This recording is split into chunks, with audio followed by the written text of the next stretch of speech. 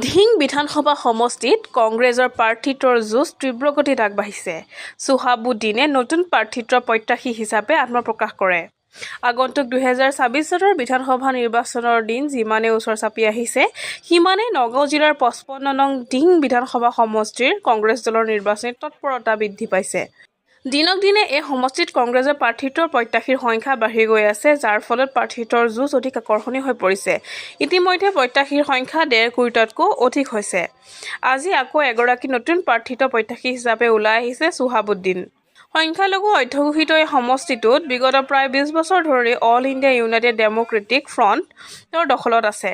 AIDUFৰ পৰা কেৱল এগৰাকী প্ৰত্যাশী থকাৰ বিপৰীতে কংগ্ৰেছত নবীন প্ৰবীণ আৰু আজীৱন দলৰ বিভিন্ন পদত কাম কৰি অহা নেতাসকলে প্ৰাৰ্থিত্ব বিচাৰি নিৰ্বাচনী প্ৰচাৰত নামি পৰিছে। ইতিমধ্যে মনোৱাৰ, আনোৱাৰা, ৰাইহান আদি নামৰ প্ৰত্যাশীসকলৰ মাজত আজি যোগ দিছে সোহাবুদ্দিনে। সোহাবুদ্দিনে নিজকে ছাত্ৰ অৱস্থাৰ পৰাই কংগ্ৰেছৰ এগৰাকী কৰ্মী হিচাপে পৰিচয় দিয়ে। তেওঁ বিভিন্ন সময়ত দলৰ প্ৰাথমিক সদস্য হিচাপে কাম কৰি আহিছে আৰু পেছাত এগৰাকী ঠিকাদাৰ।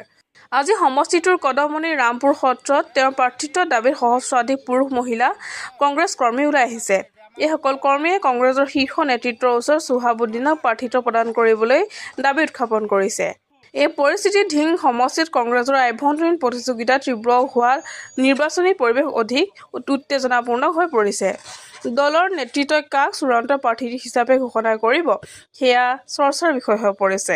দাবী গতিকে ৰাইজে যদি বিচাৰে আৰু দলীয় হাইকমাণ্ডে যদি বিচাৰে, তেতিয়াহ'লে মই ধিং সমষ্টিৰ প্ৰাৰ্থিত্ব হ'ব ময়ো বিচাৰোঁ। গতিকে ধিং সমষ্টিৰ 55 নং ধিং সমষ্টিৰ প্ৰাৰ্থিত্ব যদি মোক দিয়ে, মই বিপুল ভোটত জয়ী হ'ম বুলি মই ভাবোঁ।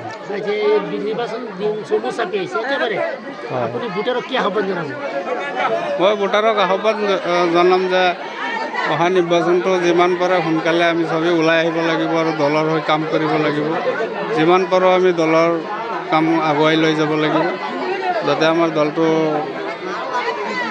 বিপুল ভোটত আমাৰ যিজন প্ৰাৰ্থী হওক আৰু দলে যদি মোক প্ৰাৰ্থিত্ব দিয়ে, তেতিয়াহ'লে বিপুল ভোটত মোক যাতে জয়ী কৰে।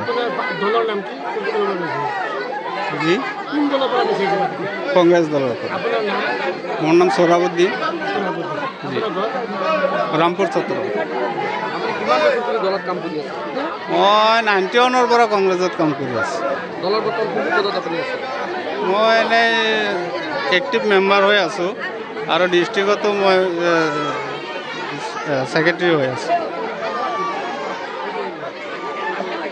আপুনি বহুত প্ৰাৰ্থিত্ব আছে, বহুতে ইতিমধ্যে প্ৰায় ঢুকুৰি হ'ব কংগ্ৰেছৰ প্ৰাৰ্থিত্ব দাবীদাৰ।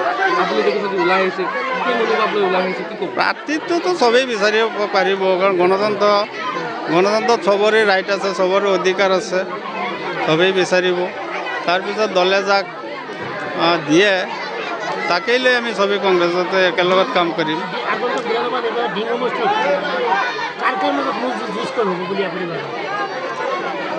ধিং সমষ্টিতটো কংগ্ৰেছ আৰু AIDUFৰ মাজতে যুঁজটো হ'ব। ধিং সমষ্টিত আৰু বেলেগ কোনো পাৰ্টীয়ে কিবা হ'ব বুলি মই নাভাবোঁ। ধিং সমষ্টি দেখা গৈছে AIDUFৰ দুৰ্গ 20টা বছৰ ধৰি AIDUF আছে। গতিকে আপোনালোকে কংগ্ৰেছ কিমান আত্মবিশ্বাসী যে আকৌ আপোনালোকে সমষ্টিটো উদ্ধাৰ কৰিব? এনেই আমিতো আগত বটদ্ৰৱা সমষ্টিত আছিলোঁ, গতিকে আমি কণ্টিনিউ 10-15-20 বছৰ আমি AIDUFক হেৰুৱাই আছোঁ আৰু আমি আমাৰ কংগ্ৰেছৰ প্ৰাৰ্থী জিকি আছে। আৰু এইবাৰো যেতিয়া আমাৰ সমষ্টি আগৰ ধিং সমষ্টিৰ লগত এটাচ হৈ গ'ল, গতিকে আমাৰ এটা ৰাইজৰ প্ৰবল দাবী দেখিছেই নহয়, ৰাইজে কিমান ভিৰ, গতিকে ৰাইজে কি বিচাৰি আছে।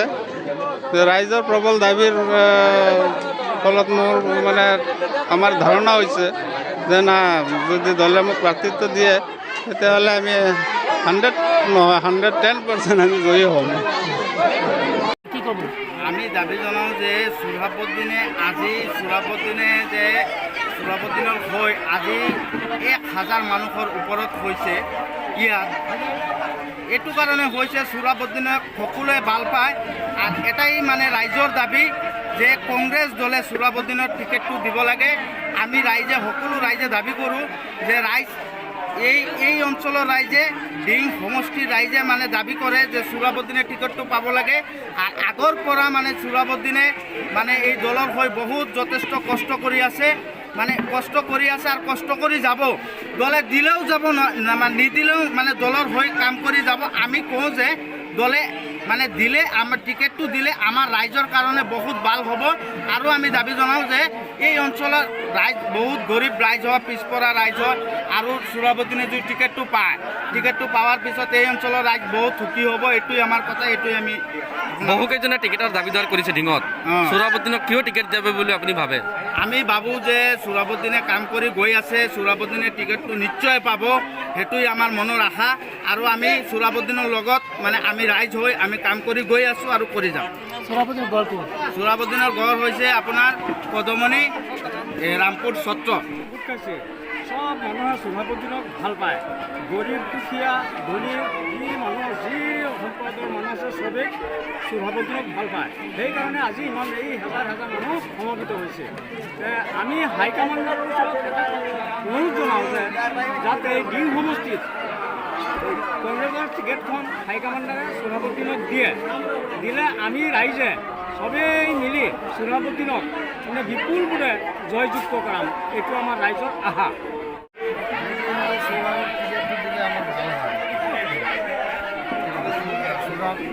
ভাল আছে, হয়।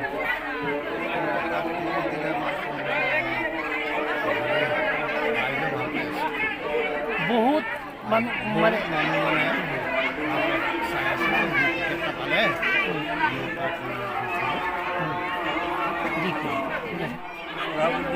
ভাল ল'ৰা, তেখেতক আমি ৰাইজে ভাল পাওঁ।